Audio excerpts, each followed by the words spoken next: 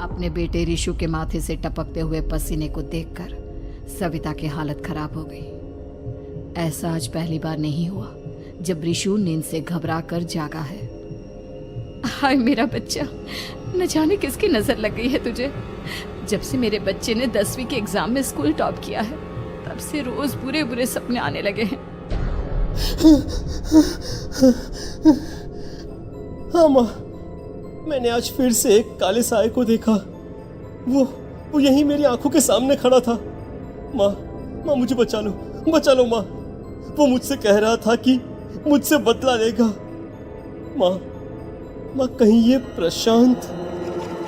चुप कर, कैसी बात कर रहा है? दोबारा उसका नाम मत लेना। तुझे पता है ना उस प्रशांत ने आत्महत्या कर ली, तो बार बार उसका नाम मत लिया कर। मम्मी, क्या सच में प्रशांत ने आत्महत्या की थी?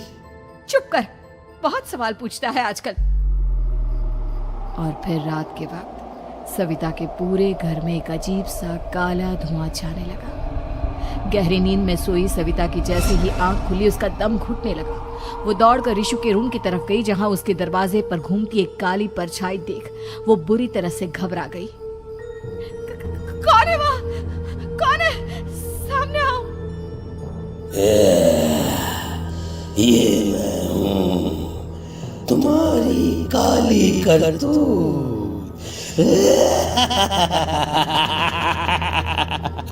और अब मैं तुम्हारे बेटे को ले जाने आया हूँ।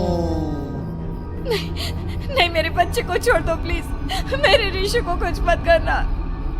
वो परछाई रिशु के कमरे में घुस जाती है।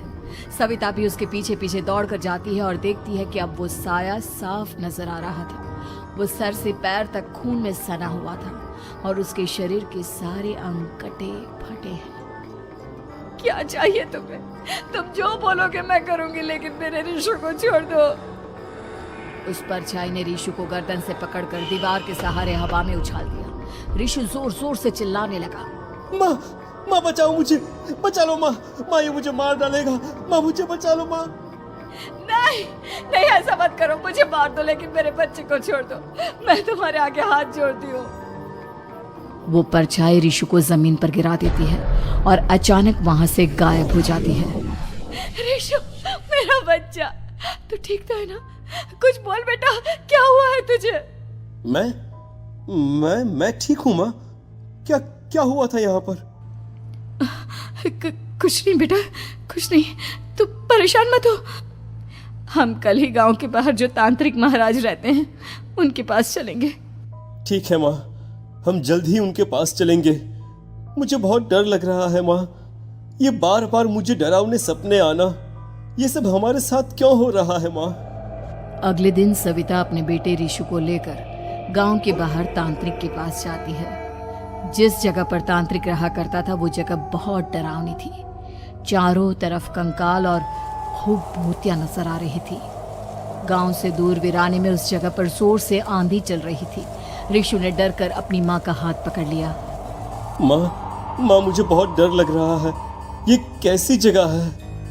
देख बेटा, हमारे साथ जो कुछ भी हो रहा है उसका इलाज सिर्फ और सिर्फ ये तांत्रिक महाराज ही बता सकते हैं। अब यही है जो हमें प्रॉब्लम से बाहर निकाल सकते हैं। जैसे ही सविता और रिशु तांत्रिक की झोपड़ी के अंदर पहुंचे, वहां का नजारा देखकर उनकी आंखें फटी की फटी रह गई। तांत्रिक की झोपड़ी के अंदर कई सारे लोग अपनी गर्दन घुमा घुमा कर जोर जोर से चीख रहे थे। कौन हो तुम और यहाँ क्यों आई हो? महाराज, मेरे बेटे को कुछ दिनों से एक डरावनी काली परछाई नजर आती है और कल रात उसने मेरे बेटे पर हमला भी कर दिया।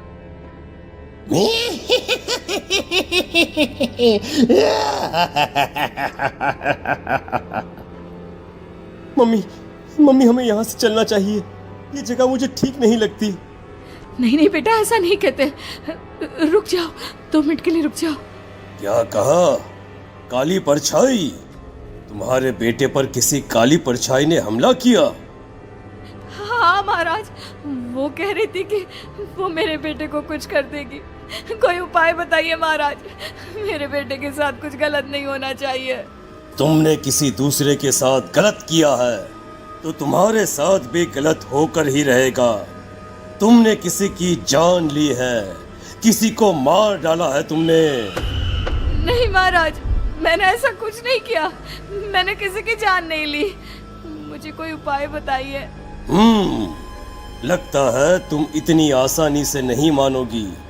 मैं तुम्हें अभी उस काली परछाई से मिलवा देता हूँ और वही सारा सच तुम्हारे सामने लेकर आएगा। सविता और ऋषु ने डर के मारे अपनी आंखें बंद कर ली। तभी अचानक तांत्रिक की झोपड़ी में अजीबोगरीब आवाजें गूंजने लगी। सविता और ऋषु बुरी तरह से कांप रहे थे। आंखें खोलो और अपने सामने देखो। क्या यही है वो जिससे तुम कल रात को मिली थी? बताओ मुझे। हाँ, इसने कल रात मेरे बेटे के ऊपर हमला किया था। ये उसी लड़के की भटकती हुई आत्मा है जिसे कुछ दिन पहले तुमने मार डाला था। मम्मी, ये महाराज क्या कह रहे हैं? क्या सच में आपने किसी की जान ली है, किसी को मार डाला है? अगर हाँ तो बताइए ना मम्मी, किसको मारा है आपने? किसको? तुम्हारी माँ इतनी आसानी से सच नहीं बताएगी बेटा। इसने एक बच्चे की जान ली है। कहीं उसका नाम प्रशांत तो नहीं महाराज? वो मेरा दोस्त है, मेरा मतलब मेरा पड़ोसी है। सही पहचाना। देखा सविता, तुम्हारा खुद का बेटा भी जानता है कि तुमने किसी के प्राणों की बलि चढ़ा दी और इसीलिए अब उसकी बुरी आत्मा तुम्हारे घर में भटकती है। मुझे माफ कर दीजिए महाराज, मुझसे बहुत बड़ी गलती हो गई। प्रशांत हमारे पड़ोसी का बेटा था। हर बार उसके नंबर मेरे बेटे से ज्यादा आते थे और इसलिए मैंने उसके कमरे के बाहर काला जादू किया था, पर मुझे नहीं पता था कि वो मर जाएगा। तुम्हारे उसी काले जादू वाली गुड़िया के अंदर एक बुरी आत्मा थी जिसने उस बच्चे के दिमाग पर बुरा असर कर दिया और उसी की वजह से उस लड़के ने अपनी बालकनी से कूदकर आत्महत्या कर ली। इसकी वजह सिर्फ और सिर्फ तुम हो, तुम। नहीं महाराज, जो कुछ भी हुआ मुझे नहीं पता था कि प्रशांत अपनी जान दे देगा। प्रशांत की आत्मा इस वक्त तुम्हारे सामने खड़ी है, हमसे बात करना चाहती है। बोलो क्या कहना चाहते हो? मैं जीना चाहता था, बड़ा होकर कुछ बनना चाहता था। आपके बेटे से मुझे कोई परेशानी नहीं थी। अरे वो तो मेरा अच्छा दोस्त था। मुझे माफ कर दो बेटा, मुझसे बहुत बड़ी गलती हो गई, मुझे माफ कर दो। माफ करने से मुझे वापस जिंदगी नहीं मिल जाएगी। मेरे माँ बाप आज भी मेरे लिए रोते हैं। आपने मेरे साथ बहुत गलत किया है, बहुत गलत। और तभी अचानक प्रशांत की आत्मा वहां से गायब हो जाती है। सविता जोर जोर से रोने लगती है। सुन लिया तुमने? ये तुम्हारे अपने ही किए हुए पाप हैं जो इस तरह से तुम्हारे सामने आ रहे हैं। माँ, ये आपने अच्छा नहीं किया। सिर्फ 10th बोर्ड के एग्जाम में मैं टॉप कर पाऊं, इसलिए आपने मेरे दोस्त के ऊपर काला जादू कर दिया। नहीं मम्मी, नहीं, अब हम कभी खुश नहीं रह पाएंगे, कभी नहीं। मेरे दोस्त की आत्मा को कभी शांति नहीं मिलेगी मम्मी, कभी नहीं। लेकिन मैंने जो कुछ भी किया सिर्फ तुम्हारे लिए किया। वो लड़का हमेशा फर्स्ट पोजीशन पर आ जाता था और इस वजह से हमेशा तुम्हारे मार्क्स कम पड़ते थे। मैंने तो सिर्फ उस पर एक छोटा सा काला जादू किया था बेटा।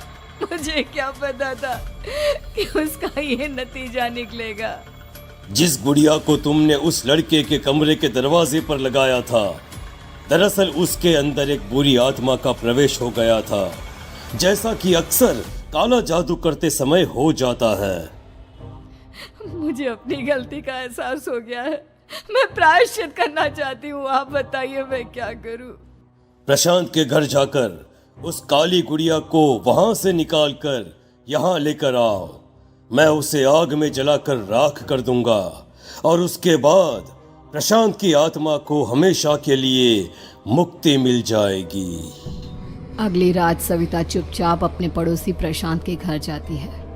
प्रशांत के माँ बाप प्रशांत की मौत के बाद उस घर को छोड़कर हमेशा के लिए वहां से चले गए थे। जैसे ही सविता उस घर के अंदर कदम रखती है, उसका सामना अजीबोगरीब हैवानियत से भरी आवाजों से होने लगता है। ऐसा लग रहा था जैसे कोई बुरी तरह से चीख रहा हो। सविता जैसे ही प्रशांत के कमरे के बाहर पहुंचती है, वहां पर लटकी हुई गुड़िया के शरीर से खून टपकने लगता है। ये क्या हो रहा है? इस गुड़िया के शरीर से खून क्यों टपक रहा है? सविता हिम्मत करते हुए उस गुड़िया को वहां से उतारने की कोशिश करती है, लेकिन तभी अचानक से बहुत भयानक दिखने वाली औरत उसकी आंखों के सामने आकर खड़ी हो जाती है। मैं यहाँ से कहीं नहीं जाऊंगी, और अगर तूने मुझे यहाँ से हटाने की कोशिश की तो मार डालूंगी मैं तुझे। नहीं नहीं, मुझे तुम्हें यहाँ से ले जाना ही होगा, नहीं तो मेरा बेटा, उसकी जान को खतरा है। मैं तुम्हें नहीं छोड़ सकती। अगर तुम्हारे अंदर हिम्मत है तो मुझे इस घर से बाहर ले जाकर दिखाओ। और ऐसा कहकर वो औरत सविता के ऊपर हमला कर देती है और उसे हवा में उछाल उछाल कर जमीन पर पटकती है। लेकिन तभी अचानक मौका देखकर सविता अपने हाथ में ली हुई सुई उसके हाथ में चुभो देती है। हाथ में सुई लगते ही वो औरत जमीन पर तड़पने लगती है। ये क्या किया तूने? ये क्या कर दिया? तुझे ऐसा नहीं करना चाहिए था। तांत्रिक ने मुझे कहा था कि तुझसे जीतने का सिर्फ यही एक तरीका है जिससे मैं अपने पापों का प्रायश्चित कर सकती हूँ और अपने बेटे की जान बचा सकती हूँ। और उसके बाद वो डरावनी दिखने वाली औरत एक छोटी सी जादुई गुड़िया में तब्दील हो गई और सविता ने उसे ले जाकर तांत्रिक को दे दिया। तांत्रिक ने जादुई गुड़िया को आग के हवाले कर दिया।